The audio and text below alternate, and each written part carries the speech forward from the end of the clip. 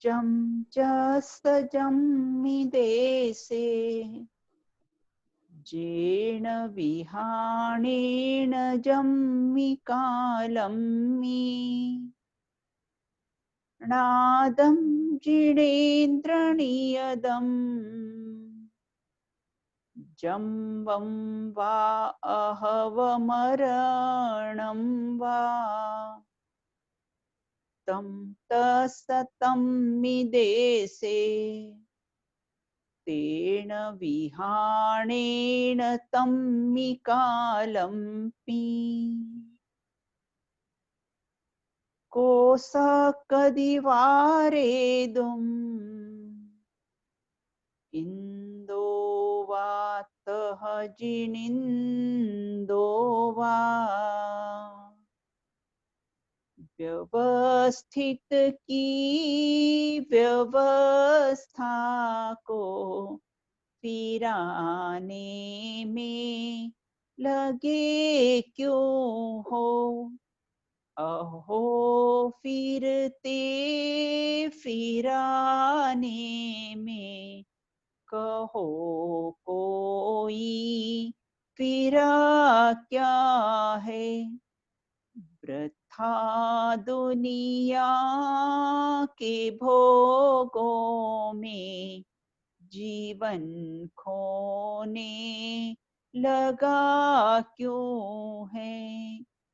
अहो अब तो समझ चेतन वृथा पर में लगा क्यों है। अहो अब तो समझ चेतन वृथा पर में लगा क्यों है। अपनी चर्चा यहाँ पर क्रम नियमित अर्थात क्रमबद्ध पर्याय पर अपनी चर्चा अपन ने प्रारंभ की थी। पूर्व में हमने चर्चा की थी कि अकर्ता के 3 रूप कौन से होते हैं। बोले स्वकर्तृत्व, सहज कर्तृत्व और अकर्तृत्व। स्वकर्तृत्व अर्थात द्रव्य अपनी पर्याय का करता है। स्व मतलब स्वयं सभी द्रव्य अपनी अपनी पर्याय के कैसे हैं करता है। जैसे जीव की ज्ञान दर्शन इत्यादि पर्याय है वह उसका करता है। उद्गल की स्पर्श रस गंध वर्ण उसकी पर्याय है वह उसका करता है। स्पर्श रस गंध वर्ण की पर्याय का कर्ता जीव नहीं है और ज्ञान दर्शन इत्यादि पर्याय का कर्ता पुद्गल नहीं है। इस प्रकार स्वकर्तृत्व में बताया है कि जीव अपनी ही पर्यायों का करता है। उसके बाद सहज कर्तृत्व हमारे परिणमन करने में किसी की रंच मात्र भी आवश्यकता नहीं है। वह किसी की सहायता चिंता किए बिना अपने स्वकाल से ही उत्पन्न होती है। उसे रंच मात्र भी किसी की आवश्यकता नहीं है। इसका नाम है सहज कर्तृत्व। पूर्व में भी हमने चर्चा की थी जैसे सूर्य को उदित होने में किसी की आवश्यकता नहीं है, सहज उसका स्वभाव है, उदित होना उसका स्वभाव है। उसी प्रकार से यहाँ सहज कर्तृत्व प्रत्येक पर्याय का परिणमन करना अपना स्वभाव है, उसका सहज कर्तृत्व है। और अकर्तृत्व तीसरा बिंदु, अकर्तृत्व अर्थात पर पदार्थ में तन्मय नहीं होना और अपनी पर्याय के क्रमबद्ध की अर्थात अपने पर्याय के परिवर्तन की बुद्धि नहीं होना, फेर फार का कर्ता नहीं है। इसका नाम है अकर्तृत्व। देखो ऐसी भी विवक्षा आती है आत्मा कर्ता भी है और आत्मा अकर्ता भी है। क्योंकि हम अनेकांत धर्म के फॉलोवर्स हैं इसलिए कर्ता क्यों कहा है कि ऊपर लिखा ना स्वकर्तृत्व में लिया है। वो स्वकर्तृत्व की अपेक्षा कि अपनी ज्ञान दर्शन इत्यादि पर्यायों का तो करता है, और अकर्तृत्व में क्या लिया है कि वह उस पर्यायों के फेरफार का कर्ता नहीं है, उनको आगे पीछे करने का कर्ता नहीं है। इस प्रकार से इस प्रकरण को समझने से हमें सहज अपनी ज्ञाता दृष्टा स्वभाव पर अपनी दृष्टि जाती है, और जो अनादि से जो कर्तृत्व का भार हमारे माथे पर है, वो भार सारा उतर जाता है। एक जगह ऐसी पंक्तियां आती हैं, जिसके माथे भार वे डूबे मझधार, हम तो उतरे पार झोर भार को भार में। वो भार जो था माथे पे करने, उसको झोंक भार में, भार को भार में। जब क्रमबद्ध का निर्णय हो जाता है, तब इस प्रकार सारा कर्तृत्व का बोझा हमारे सिर से उतर जाता है। यह अपने को इसको प्रकरण को पढ़ने से लाभ है। अब हम आज चर्चा करेंगे, पेज नंबर है हमारा, आपने भी निकाल रखा है ये पेज नंबर 31, इस पर चर्चा करेंगे। देखो, आप में भी वो प्रश्न आया है, पढ़ते हैं हम पहले प्रश्न को। पर्याय क्रमबद्ध है, आत्मा की पर्याय भी क्रमबद्ध जो होने योग्य है वही होती है, इसीलिए आत्मा उसका अकर्ता है। क्या यह बात ठीक है? हमें तो 100% ठीक लगती है। प्रश्न समझ में आया? फिर से, कि पर्याय क्रमबद्ध है और आत्मा की पर्याय भी क्रमबद्ध होने से वही होती है, तो फिर आत्मा उसका अकर्ता है। क्या यह बात ठीक है? पूर्व में भी हमने चर्चा की ना, देखो, कर्ता भी है और अकर्ता भी है, तो फिर तो आत्मा के साथ अपनी पर्यायों का अकर्ता सिद्ध हुआ। तो यहाँ कहते कि नहीं। देखो, आगम में कहीं अपेक्षाओं से कथन आता है, अगर हम अपेक्षा समझ लेंगे तो हमें कोई विवाद को अवकाश नहीं है। कहीं जगह आत्मा को बंधा हुआ कहा है, कहीं जगह आत्मा को अबद्ध कहा है, कहीं जगह रागी कहा है, कहीं जगह वीतरागी कहा है, कहीं जगह आत्मा को कर्ता कहा है, कहीं जगह यहाँ तक कहते कि आत्मा रागादि का कर्ता है, ऐसा भी कह दिया है। तो वहां प्रयोजन क्या है कि भैया, दोष को अगर दोष नहीं जानेगा तो छोड़ेगा कैसे? इसलिए वहां कहते राग आदि का कर्ता भी तू ही है। तो यहाँ पर कहते हैं, प्रश्न अपना है कि आत्मा तो फिर अकर्ता हुआ, तो यह बात ठीक है क्या? बोले नहीं, आत्मा अपनी पर्याय का अकर्ता है, यह बात ठीक नहीं है।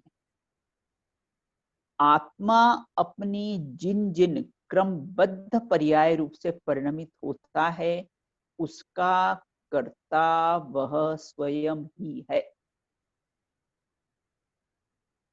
परंतु यहाँ इतना विशेष समझने योग्य है कि आत्मा एक ज्ञायक भाव है, और जिसकी ये दृष्टि जम गई हो, जिसको ये निर्णय हो गया हो, जिसको ये श्रद्धान हो गया हो कि मैं तो ज्ञान स्वभावी आत्मा हूं, ऐसा जिसको निर्णय हो गया है, वह जीव मिथ्यात्वदिक भाव रूप परिणमित होगा ही नहीं, कषाय रूप परिणमित होगा ही नहीं वह जीव। इसलिए मिथ्यात्व इत्यादि भावों का कैसा है? अकर्ता। अकर्ता कहाँ है ना, तो किस अपेक्षा से कहा है कि वो मिथ्यात्व इत्यादि भावों का अकर्ता है, अपने ज्ञानादि कार्य का तो कैसा है, वो करता ही है। तो यहाँ पर प्रश्न में आया था ना, इसलिए तो आत्मा अकर्ता सिद्ध हुआ। बोले नहीं, ऐसा नहीं है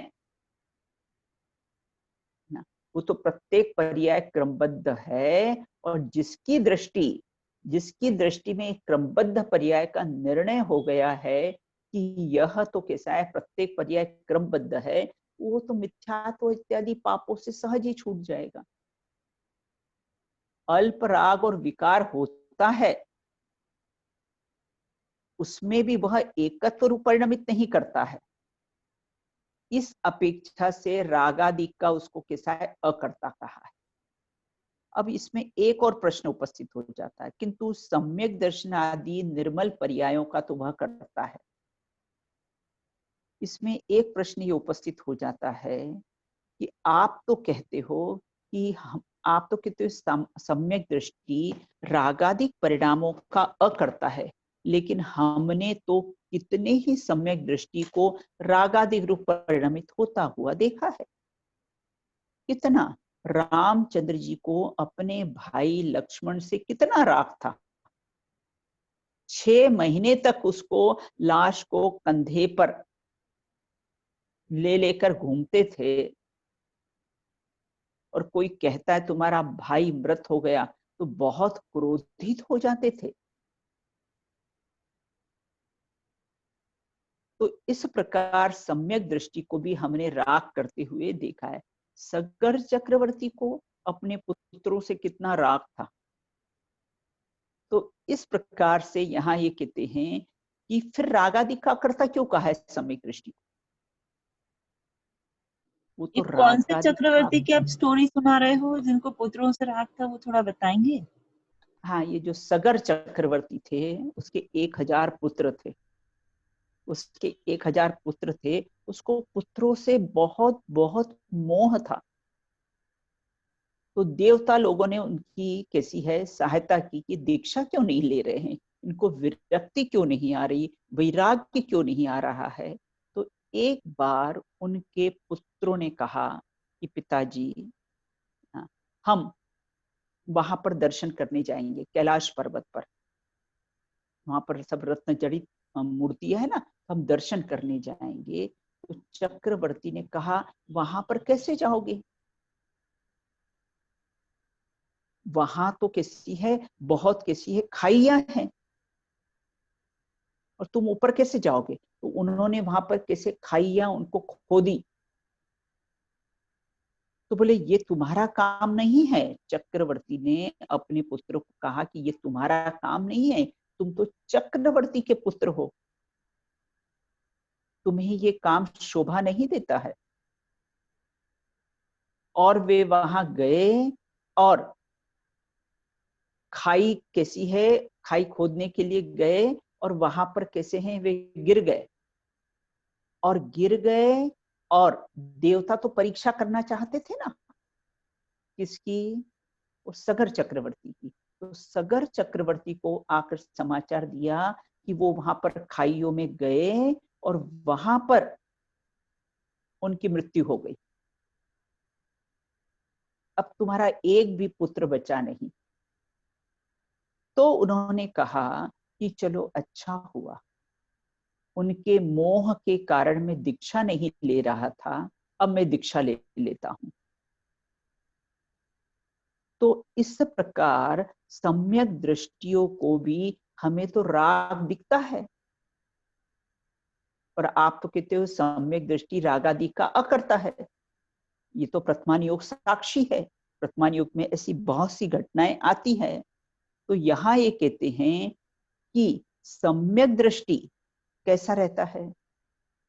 छड़ाला में आपने पढ़ा है ना, जल में जैसा कमल रहता है ना, अलिप्त, परिवार इत्यादि से राग करता हुआ दिखेगा, लेकिन राग होता नहीं है।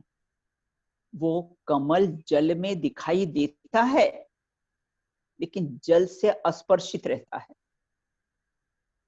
उसको किंचित मात्र भी उस रागादि में उपादेयता नहीं है। श्रद्धान की अपेक्षा से सम्यक दृष्टि को रागादि में किंचित भी उपादेयता नहीं रहती है। दूसरा और उदाहरण उसमें आता है, जैसे कीचड़ में स्वर्ण गिरा हुआ होता है, लेकिन वो कीचड़ से अस्पर्शित रहता है, कीचड़ उसमें प्रवेश नहीं कर सकता है। उसी प्रकार से सम्यक दृष्टि कुटुंब परिवार में सब रहेगा, पालन पोषण सब करेगा, लेकिन उसमें किसके समान, वो कीचड़ में स्वर्ण के समान। और तीसरा उदाहरण आता है कि सम्यक दृष्टि किसके समान होता है? बोले वैश्या के समान। वैश्या को किसी पुरुष से कोई स्नेह, कोई राग नहीं रहता है, उसको तो एकमात्र पैसे से ही प्यार रहता है। लेकिन वो शो ऐसा करती है कि मुझे तुमसे स्नेह है, लेकिन वह कैसा है? स्नेह नहीं करती। उसी प्रकार सम्यक दृष्टि भी राग करता हुआ दिखाई देता है, लेकिन श्रद्धान में किंचित मात्र भी राग की उपादेयता नहीं रहती है उसे। तो इसलिए अपनी यहाँ पर चर्चा चली थी चलते कि पर्याय क्रमबद्ध है, फिर आत्मा उसका करता है ना। आत्मा उनका तो अकर्ता हुआ, इसका पर्याय का अकर्ता हुआ। तो यहाँ पर आंसर में क्या आया है कि मिथ्यात्व इत्यादि परिणामों का अकर्ता है, लेकिन है ना वो अपने अंतर में अभी तो, क्योंकि एक कषाय चौकड़ी का ही अभाव हुआ है, अभी तो 3 कषाय चौकड़ी संबंधी राग शेष है ना, इसलिए उसको कर्ता कहा है। और एक कषाय चौकड़ी का अभाव हो गया है, इस अपेक्षा से उसको अकर्ता कहा है। तो यहाँ ये कहते हैं कि इस प्रकार से वह कर्ता भी है और अकर्ता भी है। तो आत्मा उसका अकर्ता है ऐसा नहीं है, सर्वथा अकर्ता नहीं है। देखो जैन दर्शन में सर्वथा शब्द नहीं है, कथनचित शब्द है। कथनचित अर्थात किसी अपेक्षा से। अब आगे अपन चर्चा करते हैं इसी में जो अंतिम पैराग्राफ है, पेज नंबर 31 में जो अंतिम पैराग्राफ है, उसमें देखो एक शब्द आया है अंतिम की पंक्तियों में, द्रव्य शब्द ही द्रवणशीलता, परिणमनशीलता का द्योतक है। जो स्वयं द्रव्य परिणमे उसे ही द्रव्य कहते हैं। देखो अभी तक तो हमने द्रव्य की बहुत सारी परिभाषाएं देखी, 6 द्रव्य के समूह को विश्व कहते हैं और गुणों के परिणमन को कैसे पर्याय कहते हैं, ऐसे हमने बहुत सारी डेफिनेशन देखी। लेकिन यहाँ पर एक अलग डेफिनेशन आई कि द्रव्य शब्द द्रवणशीलता, द्रवणशीलता मतलब परिणमन करना। जैसे पानी का बहाव निरंतर परिणमन करता रहता है ना, नदी का बहाव जो होता है निरंतर परिणमन करता रहता है। तो द्रव्य शब्द मतलब द्रव्यशीलता, परिणमन का कैसा है? द्योतक है। और जो द्रव्य, द्रव्य अर्थात जो परिणमन करे उसको ही द्रव्य कहते हैं, क्योंकि द्रव्य गुण पर्याय का पिंड वस्तु है ना, ये तीनों को मिलाकर द्रव्य कहा जाता है ना। तो इस प्रकार यहाँ ये कहते हैं कि द्रव्य किसे कहते हैं, उसका क्या स्वभाव है। तो द्रव्य क्या है? द्रव्य किसे कहते हैं? जो द्रवणशीलता हो उसे द्रव्य कहते हैं, और परिणमन करना, निरंतर परिणमन करना, उसका कैसा है? स्वभाव होता है। अब अगला प्रश्न है कि द्रव्य की पर्याय को उसके स्वकाल से हटाना संभव क्यों नहीं है? अरे हम तो हटा सकते हैं और हटाने का पुरुषार्थ भी करते हैं। तो क्या प्रश्न है कि द्रव्य अपनी पर्याय को उसके स्वकाल से हटाना पॉसिबल क्यों नहीं, संभव क्यों नहीं है? तो यहाँ ये कहते प्रत्येक द्रव्य, प्रत्येक पर्याय, द्रव्य की प्रत्येक पर्याय को उसके स्वकाल से हटाना संभव क्यों नहीं, ये अपना प्रश्न है। तो यहाँ कहते हैं कि प्रत्येक पर्याय क्यों हटाना संभव नहीं है? क्योंकि प्रत्येक पर्याय उसके स्वकाल में खचित है। फिल्म की पूरी रील बनी हुई है, उसमें से किसी एक सीन को हटाना संभव क्यों नहीं है? अगर हटाएंगे तो हमें रील को तोड़ना पड़ेगी। तो कहते प्रत्येक पर्याय अपने स्थान पर खचित है, निश्चित है। जैसे हम सीढ़ियां चढ़ते ना, तो वो प्रत्येक सीढ़ी अपने स्थान पर नियत है, निश्चित है, खचित है, उसको हम आगे पीछे नहीं कर सकते हैं। उसी प्रकार से पर्याय को उसके स्वकाल में हटाना संभव क्यों नहीं है? क्योंकि प्रत्येक पर्याय अपने स्वकाल में खचित है। पूर्व में हमने मोती की माला का भी उदाहरण लिया था कि मोती की माला में एक एक दाना अपने स्वकाल में कैसा होता है, खचित होता है। अब प्रश्न उठता है कि दृष्टि स्वभाव सन्मुख किस प्रकार हो, क्योंकि सभी जीव दृष्टि अपने स्वभाव सन्मुख करना चाहते हैं, और यह दृष्टि स्वभाव सन्मुख कैसी हो, तो उसकी यहाँ पर चर्चा है कि दृष्टि स्वभाव सन्मुख कैसी हो। जब क्रमबद्ध पर्याय की स्वीकृति हो जाती है तो धर्म का प्रारंभ हो जाता है, क्योंकि इसकी दृष्टि सहज स्वभाव सन्मुख हो जाती है कि जब बाह्य में कुछ करना रहा ही नहीं है तो दृष्टि पर और पर्यायों से हटकर सहज अपने स्वभाव सन्मुख उसकी दृष्टि होती है। कब होती है? जब उसे ये क्रमबद्ध पर्याय की स्वीकृति होगी, ये क्रम नियमित परिणाम की उसको स्वीकृति होगी, तब उसकी दृष्टि पर और पर्याय से हटकर स्वभाव सन्मुख हो जाएगी। देखो, वस्तु स्वरूप की ऐसी ही सुव्यवस्थित व्यवस्था का सुमेल है। क्या कहा? वस्तु स्वरूप की ऐसी ही सुव्यवस्थित सुमेल है। किसका?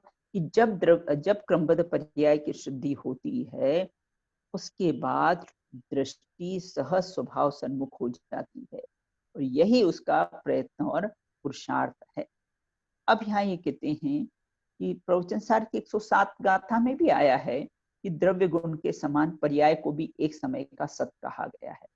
पर्याय भी एक समय की कैसी है? सत है। अपने यहाँ तत्वार्थ सूत्र में भी लिया है, उत्पाद व्यय ध्रो युक्तम सत, उसको भी कैसा है? सत कहा गया है। अब कहते हैं कि अज्ञानी, अगला प्रश्न, अज्ञानी की दृष्टि अपनी पर्याय को बदलने के विकल्प में क्यों उलझी रहती है? क्या कारण है? कुछ पर्यायों को पहले ले आऊं, जो पर्याय आई हटा दूं, अच्छी अच्छी पर्यायों को ले आऊं, बुरी बुरी पर्याय को हटा दूं, जो मेरे अनुकूल नहीं पर्याय उनको हटा दूं। ऐसी फेर फार की बुद्धि अज्ञानी लोगों को क्यों रहती है? क्या कारण है? तो यहाँ ये कहते हैं कि अज्ञानी को अपने द्रव्य गुण पर्याय का ज्ञान नहीं, अपने द्रव्य गुण पर्याय का ज्ञान हो, इसलिए उसकी दृष्टि पर्यायों को बदलने में, उसको फेर फार करने में कैसी है? उलझी रहती है। इसीलिए कैसा है? वो पर्याय को स्वकाल का प्रत्येक पर्याय को स्वकाल का सत स्वीकार करने में उस पर्याय को बदलने का बोझा उतर जाता है, और दृष्टि निर्भर होकर अपने अंदर प्रवेश कर जाती है। तो इस प्रकार से हमने कैसी है, आज इन 5 प्रश्नों पर चर्चा की है। कौन से 5 प्रश्न? फिर से हम इसको रिवाइज कर लेते हैं। पहला प्रश्न था कि पर्याय क्रमबद्ध है, अब उसको आगे पीछे नहीं कर सकते हैं, तो आत्मा उसका अकर्ता है। बोले नहीं, सर्वथा अकर्ता नहीं है, अपनी पर्यायों का कर्ता है, पर पदार्थ की पर्यायों का कर्ता नहीं है। एक बात। दूसरी बात, पर्याय का कर्ता है लेकिन फेर फार का कर्ता नहीं है। अब कितने द्रव्य किसे कहते हैं, उसका क्या स्वभाव है? द्रव्य परिणमन उसका स्वभाव है। जो द्रवता है, जो परिणमन करता है, वह उसका स्वभाव है। फिर द्रव्य की पर्याय को उसके स्वकाल से हटाना संभव क्यों नहीं है? क्योंकि अपने वो स्थान पे बिल्कुल नियत है, निश्चित है, उसको हटाना संभव नहीं है। और दृष्टि स्वभाव सन्मुख किस प्रकार से होगी? दृष्टि स्वभाव सन्मुख होगी कि जब हम क्रमबद्ध पर्याय का निर्णय कर लेंगे, तब दृष्टि कैसी अपनी स्वभाव सन्मुख रहेगी। और अंतिम प्रश्न पर अपने चर्चा की थी कि अपनी दृष्टि को, अज्ञानी को पर्याय को फेर फार करने की दृष्टि क्यों रहती है? इसलिए रहती है कि उसे क्रमबद्ध पर विश्वास नहीं है, अपने द्रव्य गुण पर्याय पर विश्वास नहीं है, देवसास गुरु का श्रद्धा नहीं है, इसलिए उसकी दृष्टि, अज्ञानियों की दृष्टि फेर फार करने में लगी रहती है। इस प्रकार से हमने चर्चा की है, शेष चर्चा हम किसी बाद में करेंगे।